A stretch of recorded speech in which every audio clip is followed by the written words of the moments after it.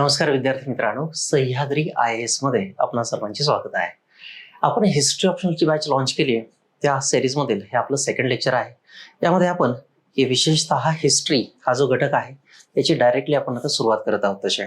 Okay, so साधारणतः की आपला हिस्ट्री ऑप्शनचा जो घटक आहे त्या लेक्चर सिरीजमध्ये आपण डायरेक्टली आता स्टार्ट करूया. तसा आपल्या सिलेबसमध्ये ते पहिला टप्पा त्यांनी दिला तो कोणता आहे तर स्टोन एजेस नावाचा आपला सर्वांचा एक आवडीचा घटक आहे. ओके, आपण सर्वच जण की आपले पूर्वज त्या टप्प्यातून सगळे गेलेलो आहोत आणि त्यांची वेगळी दगडी अवजारे हत्यारे हे अगदी बालपणापासून अगदी 4वी-5वी पासूनच आपण वेगवेगळ्या ठिकाणी पाहत आहोत. वेगळ्या पुस्तकांमध्ये NCERT स्टेट बोर्ड या सर्वत्र ते आपण पाहत आहोत.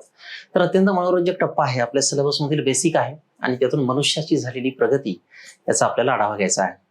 तर साधारणतः पृथ्वीची निर्मिती ही कधी घडली, काय घडली याबद्दल वेगळे आकडे आहेत. वेगळ्या साधारणतः की बिलियन्स ट्रिलियन्स इयर्स अगो ही घटना घडली असं की सूर्याच्या भोवती प्लॅनेटरी सिस्टम निर्माण झाली. त्याच्याजवळ काय तर पृथ्वी आहे, बाजूला अत्यंत पोषक वातावरण होतं आणि म्हणूनच पृथ्वीवरती सजीव सृष्टीची निर्मिती झाली असं आपण म्हणू शकतो. तर आपली जी पृथ्वी आहे तर विशेषतः हे साधारणतः एकच एक खंड होता आणि एकच एक महासागर होता. Okay, there was only one continent that was called as the Pangea and there was only one great ocean that is called as the Panthalassa. Okay, मग पृथ्वीचा जो नॅचरल सॅटेलाइट आहे, natural satellite of earth that we called it as the moon. आणि पुढे साधारणतः काय घडलंय की पृथ्वीचा जो नॅचरल सॅटेलाइट आहे चंद्राची गुरुत्वाकर्षण बल आणि त्यानंतर सूर्याचं गुरुत्वाकर्षण बल की हे वेगवेगळ्या दिशांनी पृथ्वीला ओढत असल्यामुळे ते कित्येक वेळा एकाच दिशेने उडे आणि त्याचे जे लोकेशन चेंज होतात, खास करून चंद्राचं लोकेशन चेंज होत होतं. तर मग पृथ्वीवरती वेगवेगळे कॉन्टिनेंट्स निर्माण झालेत. ओके, उत्तर अमेरिका, दक्षिण अमेरिका, त्यासोबतच की साधारणतः मग एशिया, आफ्रिका असे जे वेगळे कॉन्टिनेंट्स आहेत ते कॉन्टिनेंट्स एका पद्धतीने निर्माण झाले. ओशन्सचं पण आपण एका पद्धतीने डिव्हिजन झालेलं पाहू शकतो. तसा मग यामध्ये वेगवेगळ्या थेरीज हिस्टॉरियन्सनी जगात प्रोपाउंड केल्यात. पृथ्वीच्या विषयी आपण 4 टप्पे मानतो आपल्या लक्षात ठेवण्यासाठी हे सोपे आहेत. प्रायमरी टप्पा, सेकंडरी टप्पा, टर्शरी टप्पा आणि क्वार्टरनरी टप्पा. ओके, हे साधारणतः पहिला, दुसरा, तिसरा आणि चौथा टप्पा या 4 टप्प्यांमध्ये साधारणतः वेगळ्या घडामोडी घडल्यात. सो पृथ्वी जी आहे ही साधारणतः की प्रायमरी, सेकंडरी, टर्शियर आणि क्वार्टरनरी या 4 टप्प्यांमध्ये वेगवेगळे होते. असं म्हटलं जातं की पृथ्वी 5 वेळेस नष्ट झाली आहे, सगळे सजीव त्यावरील मरून गेलेत आणि पुन्हा की we are leading towards 6 mass extinction, ज्यावरती UPSCने प्रॉब्लेममध्ये क्वेश्चन विचारला आहे की पृथ्वीच्या आयुष्याचे 4 टप्पे आहेत आणि साधारणतः की हा जो टप्पा आहे साधारणतः primary, secondary, tertiary and quaternary या 4 फेजेसमध्ये जरा वेगळ्या मेथॉडॉलॉजीज येऊन पोहोचल्यात आणि त्याच्यामध्ये झाले बदल त्याचा आपल्याला या लेक्चरमध्ये आढावा घ्यायचा आहे. तसा सो पहिल्या टप्प्यामध्ये साधारणतः प्रचंड वेगळा पाऊस पडलाय आणि पाऊस पडल्यानंतर त्यातून हळूहळू की जसं पोषक वातावरण निर्माण झालं तशी एकपेशीय सजीवांची निर्मिती झाली. ओके, हे साधारणतः की एकपेशीय सजीव जे आहेत जस्ट लाईक अमियोबा, पॅरामाशियम हे जे वेगळे घटक आहेत या घटकांची वेगळ्या अँगलने निर्मिती होऊ लागली असं आपण इथं विशेषतः म्हणू शकतो. मग पहिल्या टप्प्यामध्ये की हळूहळू की वेगळ्या फ्लोरा आणि फॉना स्पेसिस या काळात निर्माण झाल्यात. तशा जसजसे स्पेसिस वाढू लागल्यात की साधारणतः मग तसं क्लायमॅटिक चेंजेस या काळात एक्स्ट्रीम होत आहेत. मग पुढचा सेकंडरी टप्पा आलाय, टर्शरी टप्पा आलाय आणि यामध्ये एकपेशीय सजीवापासून बहुपेशीय सजीव, बहुपेशीय सजीवापासून हे साधारणतः पुढचे इतर आहेत साधारणतः की मग कॉम्प्लेक्स स्ट्रक्चर्स या काळात निर्माण होऊ लागलेत.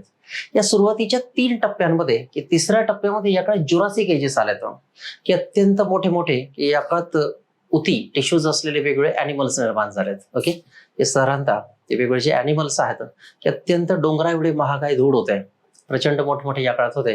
ह्या प्रायमरी, सेकंडरी आणि टर्शरी या 3 टप्प्यांमध्ये की एकपेशीय सजीवापासून बहुपेशीय सजीव आणि त्यानंतर गुंतागुंतीची शरीराची रचना असलेले सजीव निर्माण झाले असं आपण या काळात म्हणू शकतोय.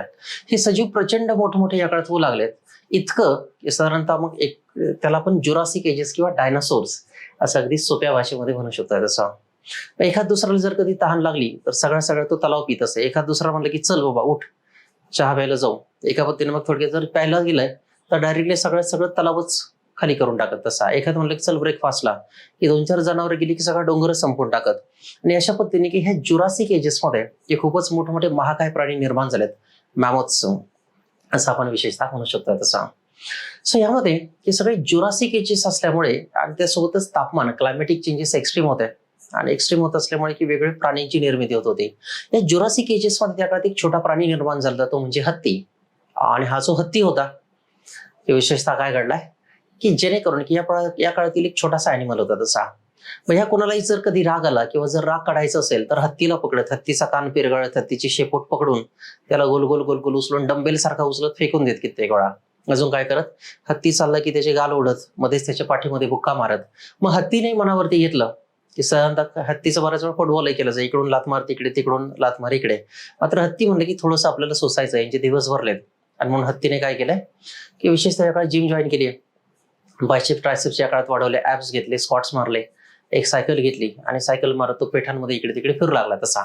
सो हत्ती जो आहे की हत्तीने स्वतःला मजबूत बनवलं. आणि या सगळ्या क्लायमेटिक आणि इतर घटनांमध्ये की मोठ्या लोकांचा मार खात खात हत्ती तेवढा एकटाच वाचला बिचारा तसा. मग एक असा काळ आला की हे सगळे ज्युरासिक एजेस की साधारणतः ह्या पहिल्या 3 टप्प्यामध्ये की साधारणतः आपलं मनुष्य आढळत नाहीये.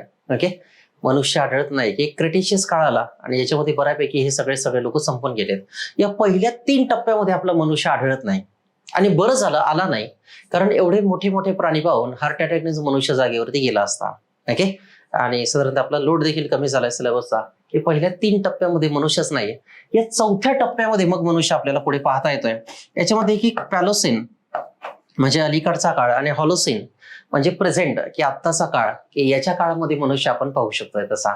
सो राज्यसेवनीमध्ये प्रिलिम मध्ये प्रश्न विचारला होता की 3 कालखंडामध्ये मनुष्य नाही, मात्र मग क्रिटिशियस कालखंडामध्ये डायनासोर्स आणि महाकाय प्राणी नष्ट झाले, त्यांची एक आठवण म्हणून फक्त आपली हत्ती आपल्याला सोबत त्यांनी दिला तसा की पहा आम्ही एकीकडे अशी होतो की याच्यावर आम्ही दादागिरी करायचो तसं. सो पॅलेस्टाईन आणि हॉलोस्टाईन, पॅलेस्टाईन म्हणजे रिसेंट एज आणि हॉलोसिन म्हणजे प्रेझेंट एज, की या टप्प्यामध्ये मनुष्य आपण ऑब्झर्व करू शकतो तसा की या टप्प्यामध्ये की साधारणतः मनुष्य आपण पाहू शकतो. सर प्रायमरी, सेकंडरी, टर्शरी आणि ही जी क्वार्टरनरी फेज आलेली आहे, या क्वार्टरनरी फेजमध्ये वेगळे बदल घडलेत. त्या वेगवेगळ्या बदलांमध्ये साधारणतः मनुष्य आलाय. मग हा जो मनुष्य होता हा आजच्या सारखा काही मनुष्य नव्हता. सुरुवातीला आपल्या सगळ्यांचं ओरिजिन कुठून आलंय, आफ्रिका खंडामधूनच आलंय. We all of us belong to the Africa only. मग नंतर हळूहळू टेक्टॉनिक स्प्लिट झाल्यात आणि वेगळे 6 खंड आणि त्याचे वेगळे काही भाग देखील निर्माण झालेत, त्यावरती आपण सर्व पसरला होत असं आहे. आणि मग या काळात हे साधारणतः मनुष्य जो होता आजच्या सारखा नव्हता. त्याच्या पाठीचा कणा ताठ नव्हता, त्याला पूर्णपणे सरळ उभा राहता येत नसे, त्याच्या हातांचा पूर्ण वापर करता येत नसे, पायांचा वापर करता येत होता, सरपटच चालायचा सगळा. नके. आणि मग साधारणतः की अशा पद्धतीचा जो मनुष्य आहे त्या मनुष्याला थोडंसं सेट होण्यासाठी वेळ लागला तसा. वातावरण या काळात अत्यंत खडतर होतं की वेदर नव्हे, वेदर म्हणजे दैनंदिन दिवसामध्ये की कधी मध्येच दुपारी पाऊस पडतो, संध्याकाळी पाऊस गायब होतो, मध्ये प्रचंड थंडी पडते, संध्याकाळी दुपारी चांगलं ऊन पडतं, संध्याकाळी प्रचंड थंडी. तर याला आपण वेदर म्हणतो. आणि क्लायमेट म्हणजे काय की सरासरी 40-41 वर्षाचा केलेला वातावरणाचा अभ्यास, तर त्या काळात क्लायमेटच सगळं चेंज व्हायचं. आणि मग अर्थातच की या काळातील जो मनुष्य होता तिथं मनुष्य टिकणं जरा अवघड होऊन गेलं, मात्र वेगळ्या पद्धतीने की माणसाचं अस्तित्व या काळात हळूहळू टिकतच राहिलं तसं. मग भारताचं जे अश्मयुग आहे तर ते आपण साधारणतः 5 लाख वर्षापूर्वीपासून आपल्या सिलेबसमध्ये चालू होत आहे. Okay, from since 5 lakh years चालू होत आहे असं आपण विशेषतः म्हणू शकतोय तसं. मग 5 लाख वर्षापूर्वीचं जरी असलं तरी देखील जळगावमध्ये बोरी नावाचं एक ठिकाण आहे, महाराष्ट्रामध्ये जळगावमध्ये बोरी नावाचं ठिकाण आहे. तिथं 14 लाख वर्षापूर्वीच्या मनुष्याचा पुरावा सापडलाय. ओके, इकडे शिवालिक आणि इतर वेगळ्या टेकड्या आहेत समजा. ओके, तर शिवालिक सदर्न ऑफ हिमालयाज और दी फुटहिल्स ऑफ द हिमालयाज असं आपण ज्याला म्हणतोय, तर शिवालिक टेकड्यांमध्ये देखील साधारणतः 10 लाख वर्षाच्या आसपास वेगळे पुरावे सापडतात. काही पुस्तकात 7 लाख म्हटलंय, काही पुस्तकामध्ये 8 लाख म्हटलंय. इकडं खासी, गारो, जयंती या टेकड्या आहेत. या परिसरामध्ये देखील वेगवेगळ्या मानवी प्रजातींचे एका पद्धतीने त्यांनी निर्माण केलेली दगडी हत्यारे आपल्याला सापडतात. Okay, so on an average की सर्वत्रच की साधारणतः मग इकडे देखील आहेत आणि वेगवेगळ्या ठिकाणी की त्या काळातील जो मनुष्य होता ते त्याने काही अवशेष या काळात आपल्यासाठी सोडून गेला. मात्र ऑन एन ॲव्हरेज आपल्या सिलेबसमध्ये आपण काय म्हणतोय, साधारणतः की 5 लाख वर्षापासून आपला सिलेबस चेंज होत साधारणतः आपल्यासाठी स्टडीसाठी आहे. या संबंधित आपण थोडेसे घडामोडी पाहूयात. पण त्या काळातील की भारतातील जे अश्मयुग आहे, या अश्मयुगाचे आपण 3 प्रमुख टप्पे मानलेत. त्यातील पहिला टप्पा आहे ते म्हणजे जुने अश्मयुग, ओल्ड पॅलिओलिथिक. याचेही 3 टप्पे आहेत. अगदी सुरुवातीचं, मध्य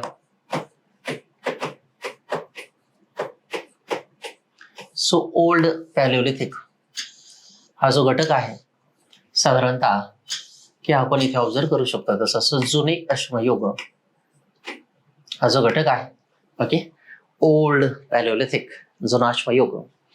या जुना अश्मयुगामध्ये देखील वेगळ्या काही घडामोडी घडल्यात की या काळातील मनुष्य की जो ओल्ड पॅलिओलिथिक मधला होता की तो बऱ्यापैकी थोडा सरपटच चालत असाय.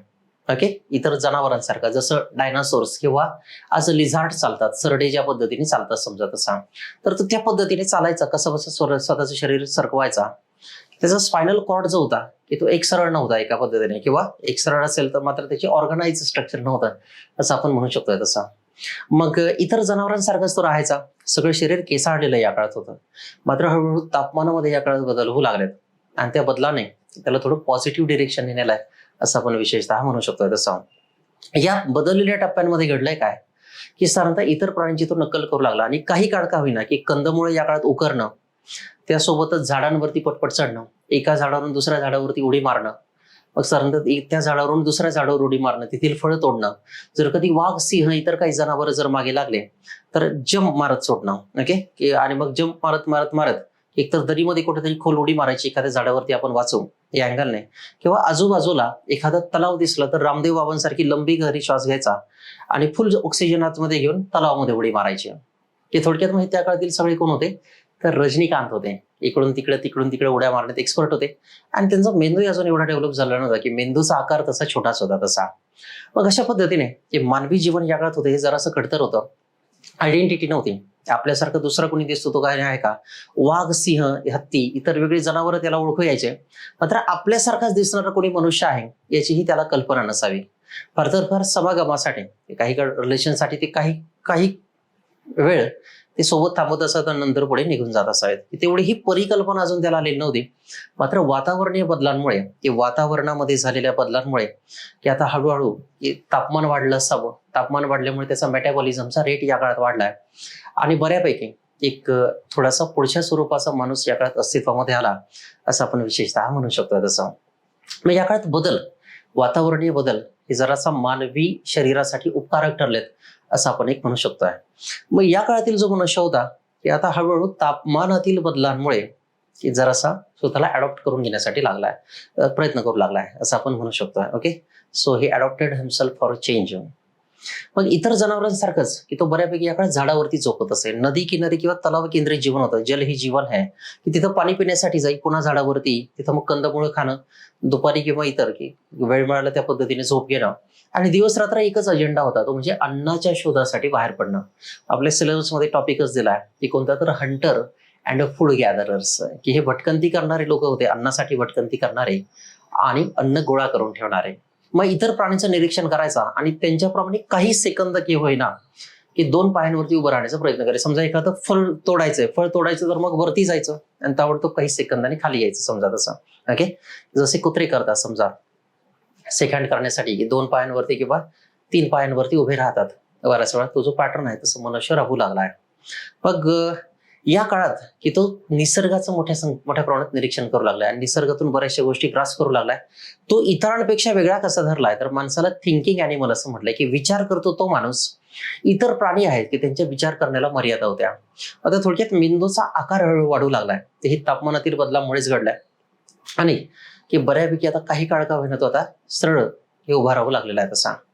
मग आयडेंटिटी ऍज अ आयडेंटिटी असं काही नव्हती, सगळं शरीर केसाळलेलं होतं असं आपण विशेषतः म्हणू शकतोय. हे सगळं जे शरीर आहे ते सगळं केसाळलेलं होतं ते साधारणतः. त्यामधून मग आयडेंटिटी की कधी पाणी प्यायला गेला तर सुरुवातीला आतूनच कोणतरी येतोय, की जर स्थिर पाणी असेल तर आतूनच कोणतरी आपल्यावरती अटॅक करते असं त्याला वाटेल आणि म्हणून पळून जाईल. मात्र हळूहळू त्याच्यावरती विचार करून लक्षात आलं की तर आपणच आहोत. मग जर आपण असे दिसतो तर आपल्यासारखे दिसणारे इतरही आहेत की, आणि म्हणून आता काय करू लागलाय, त्यांच्याशी थोडा संपर्क किंवा त्यांच्या सानिध्यामध्ये राहण्याचा तो प्रयत्न करू लागलाय तसा. तो एक मुद्दा आलाय. मग या टप्प्यामध्ये विशेषतः घडलंय असं की मग identity human as a identity म्हणून डेव्हलप होऊ लागलेली आहे तशी. हळूहळू आता पाठीचा कणा ताठ होऊ लागलाय, त्याने वेल ऑर्गनाइज बॉडी स्ट्रक्चर निर्माण झालंय आणि निर्माण झालं असताना मग सरपटणारा मनुष्य आता थोडा थोडा ताठ पद्धतीने चालण्याचा प्रयत्न करू लागला तसा. इतर प्राण्यांची नक्कल करणं, त्यासोबतच इतर प्राणी ज्या पद्धतीने शिकार करतात तशी शिकारही तो करत असे तसा. त्यासोबतच पळण्याचं स्पीड त्याचा अत्यंत ट्रिमेंडस असे. एक माणूस म्हणून तो इतर जनावरांपेक्षा खूपच दुर्बळ ठरला आहे. ऍज अ थिंकिंग अॅनिमल म्हटलं तर तो सरस होता, नाही असं नाही. मात्र इतर प्राणी की वाघ आणि सिंह काय करत की एका झपाट्यामध्येच त्याला मारून टाकत आणि पहिल्यापासूनच तो तसा दुर्बळ ठरलाय. सो ऍज अ ॲनिमल म्हणून तो काय झालाय, तर मग तो तसा दुर्बळच झालेला आहे. त्यात कोणत्याही पद्धतीची शंका नाही, असं आपण विशेषतः म्हणू शकतो तसा. मात्र हे थिंकिंग अॅनिमल म्हणून तो लवकरच आता इतरांपेक्षा वेगळा ठरला आहे. या प्रक्रियेमध्ये याची सगळी साधारणतः की या परिसरामध्ये की नेमकं याकडे 4 हिमयुग आली, तर 4 आइस एजेस, आणि 4 हिमयुगांमध्ये की मनुष्याने निरीक्षण केलं की कुठं काही लाकडाच्या फांद्या एकमेकांवरती घासता झाडांच्या, किंवा दगडावरती दगड आढळतो, त्यातून ठिणग्या पडतात आणि आजूबाजूचा पालापाचोळा पेट घेतोय. मग जिथे शिकोटी आहे किंवा एका पत्तीने पेटलेला सगळा परिसर आहे, त्या परिसरामध्ये घडतंय काय की इतर सगळे जनावर येऊन बसतायत आणि एकमेकांना ते खात नाहीत, तर फक्त थंडीपासून स्वतःचं रक्षण करणं हेच टार्गेट आहे. की मोठमोठे शिकोटे पेटले असतात. शिकोटे म्हणजे काय तर वनवेच होते, फॉरेस्ट फायर्स होत्या, आणि त्या परिसरामध्ये येऊन ते सगळे थांबत, आणि त्या परिसरामध्ये येऊन एका पत्ती शेकोट येते. मग माणूस देखील तिथे जाऊन थांबू लागलाय, आणि थांबू लागल्यानंतर की ही 4 हिमयुग आली. तर अश्मयुगामध्ये ओल्ड पॅलिओलिथिक मध्ये 4 हिमयुग या काळात आली आहेत. म्हणजे आणि या हिमयुगानंतर की ते मध्येच गायब व्हायचं, मध्येच पुन्हा यायचं. या काळात जगभर वेगवेगळ्या ठिकाणी ते त्याने निर्माण केलेले वेगळे काही अवशेष आपल्याला पाहता येतात. मग जसं हिमयुग येऊन गेलं, हिमयुगामध्ये तो करत काय असेल की साधारणतः सुरुवातीला तो निरीक्षण करून कसं कसं वाचवण्याचा प्रयत्न करे. एकतर जमिनीमध्ये या काळात खड्डे उकरून खड्डे करणं, तिथं थोडा फार काही काळ राहणं आणि शिकोटीच्या आजूबाजूला राहणं. या काळात तो इतर माणसांची देखील भेटे, इतर जनावरांची देखील त्याला बऱ्यापैकी आता ओळख होऊ लागली. अन्नाचे सुद्धा ते एकमेकांना मारूनही टाकत, कारण अजून आयडेंटिटी झाली नव्हती. एकदा घडलं काय की तो पळस सुटल्यानंतर मग त्याच्या मागे एक जंगली जनावर लागलाय, आणि जंगली जनावर लागलं असताना चुकून त्याच्या हातामध्ये दगड आला, आणि दगड आला असताना की तो कसा बसा त्याने त्या जनावरावरती भिरकावल्यानंतर तो जनावराच्या तोंडावर किंवा डोळ्यावर लागला असावा, आणि त्या जनावरला पहिल्यांदा प्रतिकार घडलाय. कोणापासून? माणसापासून. मग आता प्रतिकार घडलाय, एका पद्धतीने त्याच्यावरती हल्लाच होत त्या जनावरावर, मग चर्चा तर होणारच. आणि मग ती चर्चा कशी झाली, तर साधारणतः सगळेच जनावर एकमेकांना आता जरा मेसेज देऊ लागले की असा असा प्राणी आहे आणि तो असं असं हे करतोय. मग माणसाला की या काळात त्या जनावरापासून कुणी वाचवलंय, तर दगडाने वाचवलंय. मग इतर माणसांना देखील तो एका पद्धतीने सांगू लागलाय. तर सांगू म्हणजे काय, तर तोंडाने बोलता येत नव्हतं, मात्र तो ऍक्शन करून सांगत असे, जेणेकरून मग इतरांना ताबडतोब लक्षात राहील. ऍक्शन करून सांगितल्यानंतर इतर माणसं देखील तसेच करू लागलीत, आणि मग बाकीची सगळी जनावरे माणसाला घाबरू लागलीत की हा इंटेलिजंट ठरलाय. इतर प्राणी की वाघ आणि सिंहाला कधी दगडगोटा मारून मारलंय असं आपण पाहतो का? असं कधी शक्य नाही. की कोल्ह्याने वाघाला दगड मारला किंवा मगरीला दगड मारला असं आहे का? तर असं नाही. मग याच प्रक्रियेतून त्याच्या हाताच्या अंगठी आणि अंगठ्याची जी रिफ्लेक्स ऍक्शन आहे ती एका पद्धतीने चेंज झाली, असं आपण विशेषतः म्हणू शकतो. मग या सगळ्या काळामध्ये माणसाला दगडाने वाचवलंय, आणि म्हणून आपण याला काय म्हणत आहोत, तर अश्मयुगे किंवा स्टोन एजेस असं आपण विशेषतः इथं म्हणत आहोत.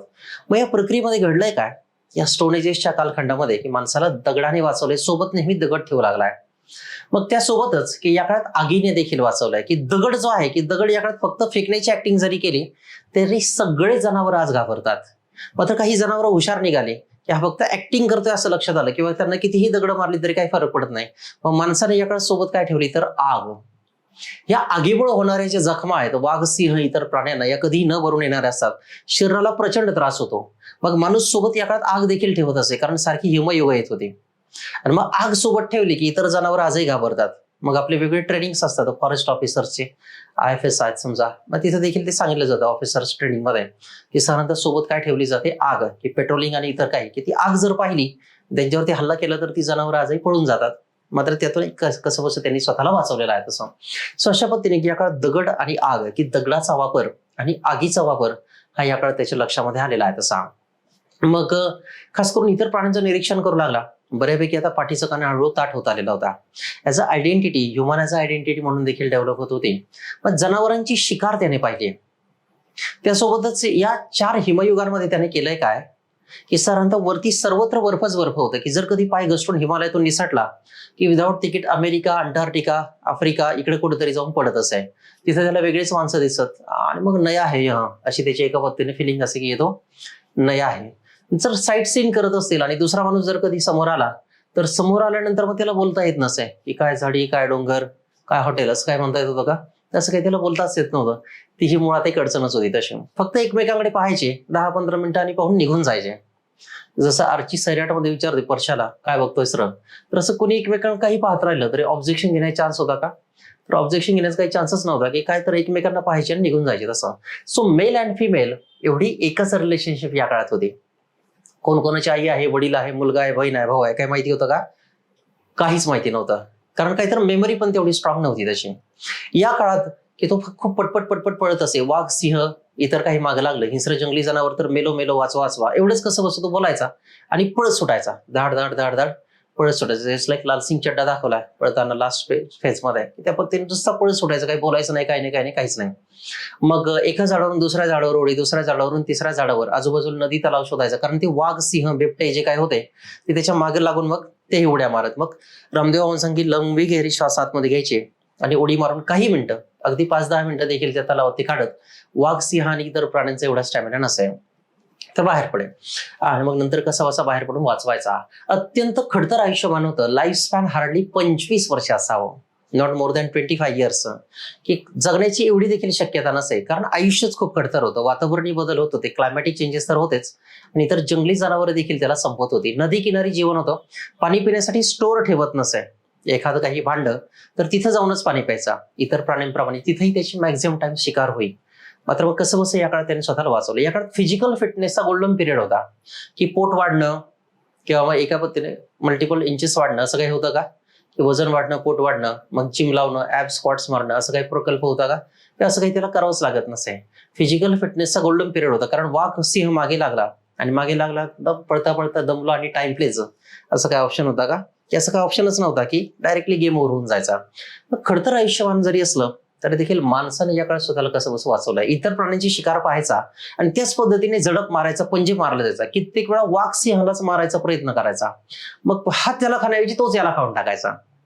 कारण अजून क्लासिफिकेशन आलेलं नव्हतं असं आपण विशेषतः इथं म्हणू शकतो, की जे क्लासिफिकेशन आहे की त्या संबंधी जरा मर्यादा होत्या असं आपण नक्कीच पाहू शकतो. बट स्टील की कसं बसं या काळात त्याने दिवस ढकलले. मग त्याने वाघ, सिंह, खास करून ज्यावेळेस आईस एज होतं तर आईस एज मध्ये मग त्याची खाण्याची भ्रांत निर्माण झाली, की सगळी झाडी, जंगल, झुडपं हे बर्फाच्छादित झाले होते. मग त्यांनी इतर प्राण्यांचं निरीक्षण केलं आणि त्यांना जाणवलंय की पाण्याचे असंगत आचरण, की वरती जरी सगळा बर्फ असला तरी देखील काय होईल की आतमध्ये हे जनावर उड्या मारतात आणि मासे पकडतात. मग हा देखील डोंगरावरती जाईल किंवा एका पद्धतीने उंचावट्यावरती जाईल, एक भला मोठा दगड घेऊन त्या दगडासकट खाली उडी मारे आणि ते बर्फाच्छादित आवरण कधी तुटलं की तुटल्यानंतर खाली उडी मारून मग हातानेच मासे पकडे आणि खूप पटकन वरती येत असे तसा. मग ते मासे काय करे, आगीमध्ये भाजत असे आणि खात असे.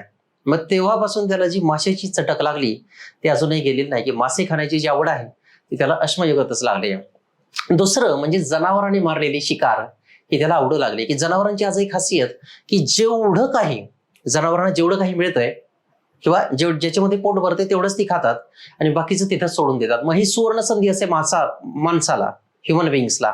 मग त्या पटपट पटपट तिथं जायचंय, ते जनावर निघून गेलं की त्या माणसाची याकडे दगडाने तुकडे करायचे, चॉपिंग टूल्स. ते दगडाने तुकडे केले की मग बाजूला ठेवायचे आणि मग काय करायचं की ते खूप पटपट पटपट खाऊन घ्यायचं. मग कित्येक वेळा की अख्खं उरलेलं जे जनावर आहे ते जनावर स्वतःसोबत ठेवत, मात्र त्या कारणास्तव इतरही जंगली जनावर यायचे आणि म्हणून थोडी रिस्क लागू लागली. मग आपण मारलेली शिकार जनावरांना जाणीव झाली, ते विचार करू लागले की आपण मारलेली शिकार दुसराच कोणतरी घेऊन जातोय.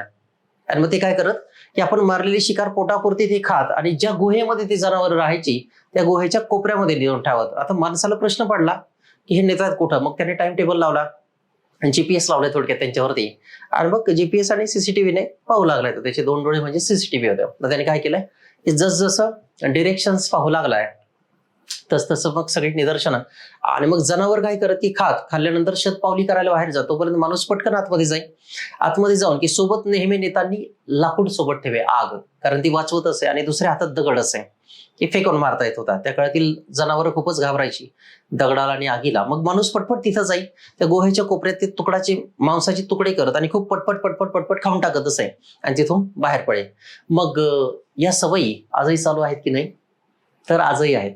सगळ्यात महत्वाचं म्हणजे की दुसऱ्याच्या मेहनतीवरती डल्ला मारणं, म्हणजे साधारणतः मग कोणतं की आयतं मिळण्याची जी सवय होती रेडीमेड, ती पुढेही चालूच ठेवली त्याने एका पद्धतीने, की ते आजही आपण पाहू शकतोय तशी. दुसरा मुद्दा कोणता, की माणसाला जर मोकळ्या हॉलमध्ये किंवा एखाद्या हॉटेल रेस्टॉरंटमध्ये कुठेही सोडलं तर देखील तो नेहमी कोपऱ्यातच जाऊन बसतो. त्याचं कारण काय, की 5 लाख वर्ष ही गुहेच्या कोपऱ्यात जाण्याची जी सवय लागली ती अजूनही गेलेली नाहीये. की लहान मुलं असतील किंवा आपण स्वतः असू, एखाद्या हॉलमध्ये कुठेही सोडलं तरी देखील नेहमी कोपऱ्यामध्ये जाऊन बसतो माणूस समजा. ओके, तर तोही एक मेजर मुद्दा होताच. ते साधारणतः ती ही प्रक्रिया पुढे आलेली आहे. तशी नंतरच्या टप्प्यामध्ये घडलंय काय, की साधारणतः त्याला डिम लाईट मध्ये खाण्याची सवय होती. मग 3 स्टार 5 स्टार वेगळे रेस्टॉरंट आहेत की डिम लाईट मध्ये, म्हणजे हातामध्ये ती मशाल असते पेट, ती तो बाजूला ठेवे आणि दोन्ही हातांनी पटपट पटपट खाई. मग आज 3 स्टार 5 स्टार हॉटेल्स रेस्टॉरंटमध्ये आपण हे आजही ऑब्झर्व करू शकतो की विशेषतः काय घडतंय, की साधारणतः की मग 3 स्टार 5 स्टार हॉटेलमध्ये लाईट डिम्स का ठेवले जातात, की माणूस त्या अंधारामध्ये, कमी अंधार किंवा कमी प्रकाश जो असतो त्याच्यामध्ये खूप पटपट खातो. मग ज्या ठिकाणी लग्न समारंभ असतात, लोक जिथं जास्त खातील तिथं लाईट एकदम प्रखर असतात, इतके प्रखर की माणसाला जेवता येत नाही, की 2-4 मिनिटात जेवण संपून माणूस बाहेर जातो. आणि उलट हॉटेल किंवा रेस्टॉरंट जिथं त्यांना बिल वाढवायचं असतं तिथं लाईट्स मुद्दाम डिम ठेवले जातात. ओके, मग ह्याच्या 5 लाख वर्षामध्ये ज्या सवयी लागल्यात त्या सवयी अजूनही गेलेल्या नाही आहेत. तशा की साधारणतः की एक डेमंड मॉरिस नावाचा एक व्यक्ती होता, की त्याने त्याच्या मुलावरती वेगळे काही प्रयोग केले. की त्याचा लहान मुलगा होता, तो घराच्या मध्यभागी कधीच बसत नसे, की तो नेहमी कोपऱ्यात जाऊन बसायचा. त्याला प्रश्न पडला असं का, तो दिवसभर काही खात नसायचा, मात्र एकदा रात्री खाल्ला की बापसे बेटा सवय. साधारणतः काय घडलंय, की तो वडिलांपेक्षा जास्त जेवायचा, मात्र फक्त रात्री जेवायचा. ते दुपारी त्याला एवढं जात नसे कारण सूर्यप्रकाशामध्ये. मग त्यावरती त्याने एक ह्युमन नेचर वरती खूप सुंदर वेगळे ग्रंथ लिहिलेत जे आजही उपलब्ध आहेत. तसे या काळात वेगळ्या काही सवयी लागल्यात.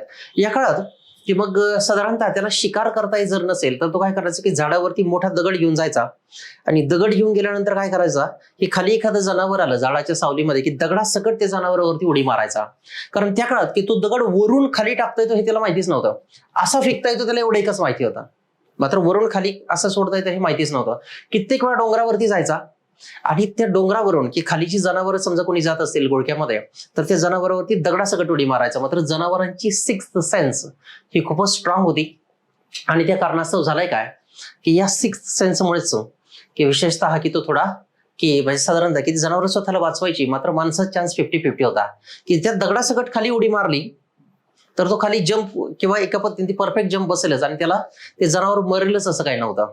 आणि म्हणून मग काय केलंय, की साधारणतः की चान्स 50-50 होता, की एकतर हा त्याला खाणार किंवा तो याला खाणार, असे 2 मुद्दे इथे येत होते. आणि म्हणून तो एक जरा मॅटरच होता असं आपण विशेषतः इथं पाहू शकतोय.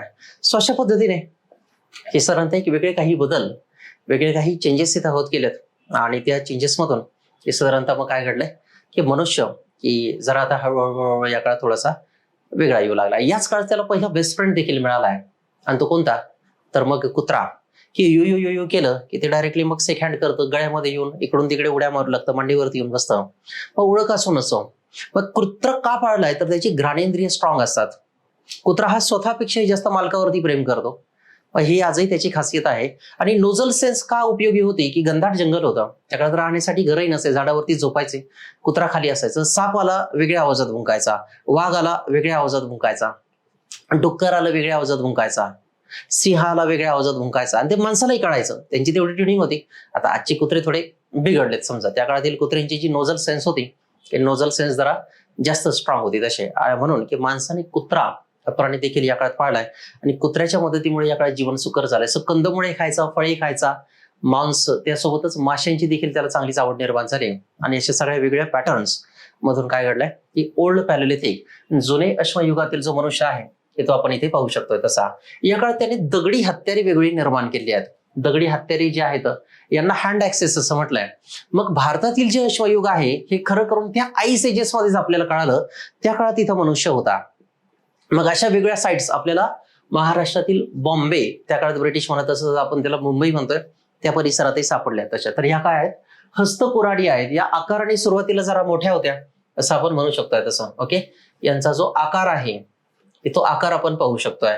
मग त्या काळातील जो मनुष्य होता की त्याने अशा अनेक वेगवेगळ्या हँड ऍक्सेस निर्माण केल्यात आणि साधारणतः त्याच्या फॅक्टरी साइट्स आपण पाहू शकतो. मात्र हे मोजक्या काही लोकांनाच कळालं जे सुरुवातीला खूपच एनलायटन होते. त्या काळातील IAS IPS होत्या ज्यांचा मेंदू डेव्हलप झाला होता, की ते त्या दगडाला काय करत तर धार लावत त्याचे जे एका पद्धतीने की त्याला शेप देण्याचा प्रकार जो आहे तो आपण इथे ऑब्झर्व करू शकतो तसा. ओके, मग साधारणतः गुजरातमध्ये चंपानेर पावागड नावाचं ठिकाण आहे.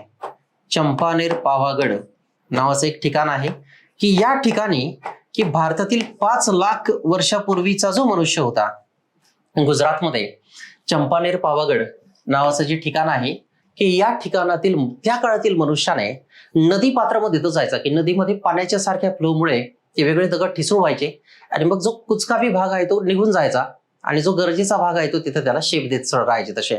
मग एकटा जर तिथं काही करत असेल तर बाकीचे येऊन त्याच्या तोंडाकडे पाहतच बसतात की हा काय करतोय, परीची तयारी करतोय मेन्सची का इंटरव्ह्यूची, की सरांचा एका पद्धतीने त्याच्या चेहऱ्याकडे पाहत, मग त्यालाही बोलता येत नसे आणि यांनाही विचारता येत नसे की तू काय करतोय. मात्र अशी एक फॅक्टरी साईट आपल्याला सापडली जिथं अनेक दगड आपल्याला सापडलेत आणि ते साधारणतः कोणती आहे तर गुजरातमधील चंपानेर पावागड. युनेस्कोने या स्थळाला जागतिक वारसा स्थळाचा दर्जा दिला आहे. It is rightly declared as the world heritage site by UNESCO, की युनेस्कोने या स्थळाला जागतिक वारसा स्थळाचा दर्जा दिलाय, की त्या काळातील भारतीय मनुष्याने देखील ही साईट निर्माण केली असं आपण इथं म्हणू शकतो तसं. ओके, सो असे वेगवेगळे हस्तकुराडी आहेत. ओके, ही हस्तकुराडी. मग हे जे जुनं अश्वयुग आहे की हे 4.5 लाख वर्ष चाललंय, की एवढा कालखंड का चाललाय त्याचा आपण विचार करणार आहोत. यावेळी मनुष्याचा मेंदू छोटा होता, शरीराचे सर्व भाग विकसित नव्हते, पाठीचा कणा ताट नव्हता. या काळात अमॅकोइथिकस एक टाईपचा एक मनुष्य या काळात होता असं हिस्टॉरियनचं मत आहे. भाषा विकसित झाली नव्हती, त्याचं कारण काय की अजून ती वेळच आलेली नव्हती. मात्र साधारणतः आजपासून 1.5 लाख वर्षापूर्वी प्राथमिक स्वरूपाची भाषा आली आहे आणि गेल्या 50,000 वर्षापूर्वी ती प्राथमिक स्वरूपाची भाषा आपण आत्ता जी बोलतोय त्याची सुरुवातीची एक पद्धती निर्माण झाली असं आपण इथं विशेषतः म्हणू शकतोय. सुरुवातीला इशाराने सांगत आणि नंतरच्या टप्प्यामध्ये की एकमेकांशी मग चर्चा करत, इशाराने सांगणं आणि एकमेकांशी चर्चा करणं एका पद्धतीने त्या हळूहळू पुढे आल्या. याच काळात 4 हिमयुग आली आहेत, त्यात माणसाला आगीने वाचवलंय आणि त्याच कारणामुळे की साधारणतः आपण आजही अग्नीची उपासना करतो. एक कृतज्ञता आहे की मग ती जगभर सर्वत्रच आहे, की अब्राहमिक धर्मामध्ये देखील ते आहे किंवा वेगवेगळ्या ठिकाणी जर आपण डिस्कस केलं किंवा एका पद्धतीने वेगवेगळ्या फॉरेन मूवीज जर पाहिल्या हॉलिवूडच्या, की त्यामध्ये जळती लाकडं ठेवली जातात. अगदी बकिंगहॅम पॅलेस किंवा व्हाईट हाऊस इथं आज इथे ठेवली जातात, कारण माणसाला त्या काळात आगीने वाचवलेला होता. पहिला प्राणी कुत्रा हाच पाळला आणि माणसाला तो बेस्ट फ्रेंड होता.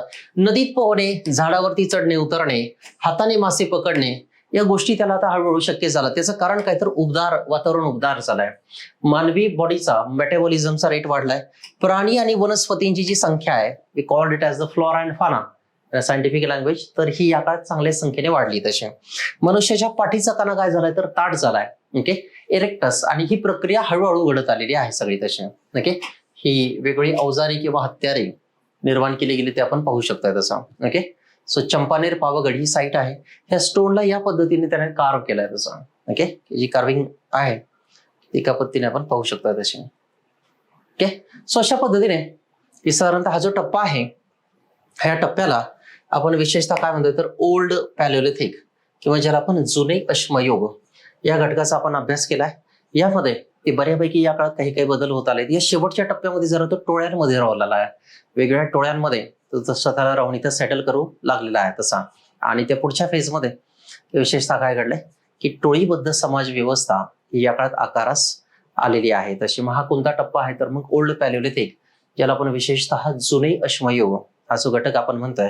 आपली हिस्ट्री ऑप्शनलची बॅच चालू झाली आहे. ज्या ज्या विद्यार्थी मित्रांना की साधारणतः ही बॅच जॉईन करायची आहे की त्यांनी या नंबरवरती कॉन्टॅक्ट साधा.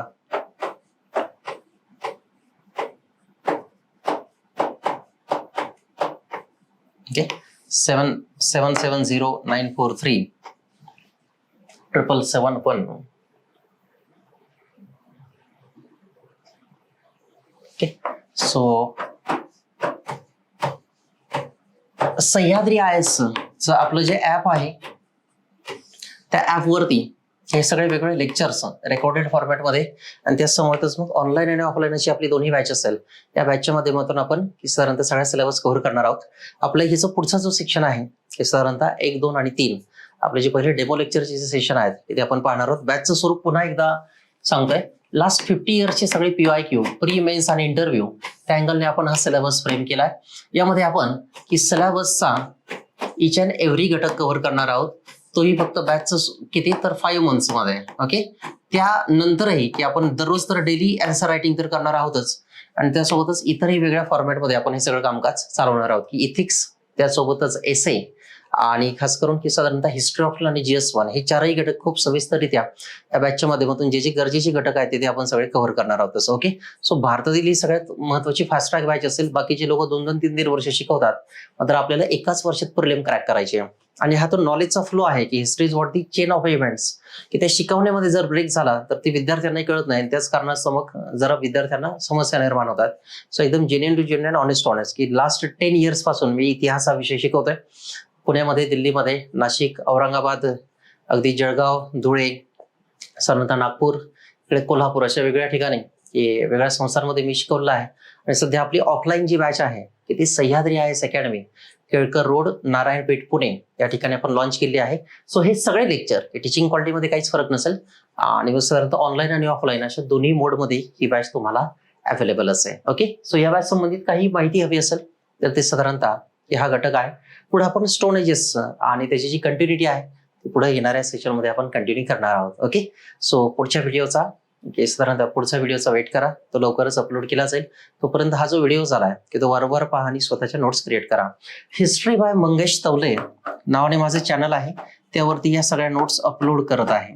ओके, या नंबरवरती तुम्ही साधारणतः कधी संपर्क करू शकता, तसा हिस्ट्री बाय मंगेश तवले. ओके, साधारणतः सो ठीक आहे. ते आपली जी बॅच आहे ते साधारणतः सुरुवातीचे 3 डेमो लेक्चर्स 3 दिवस आपण हे फ्री ठेवले आहेत. ओके, सो साधारणतः की याचा व्यवस्थितरित्या लाभ घ्या. आणि काही या बॅचच्या संबंधित काही माहिती हवी असेल तर हा कॉन्टॅक्ट नंबर आहे, तुम्हाला कधीही कॉल करू शकता. Okay, thank you.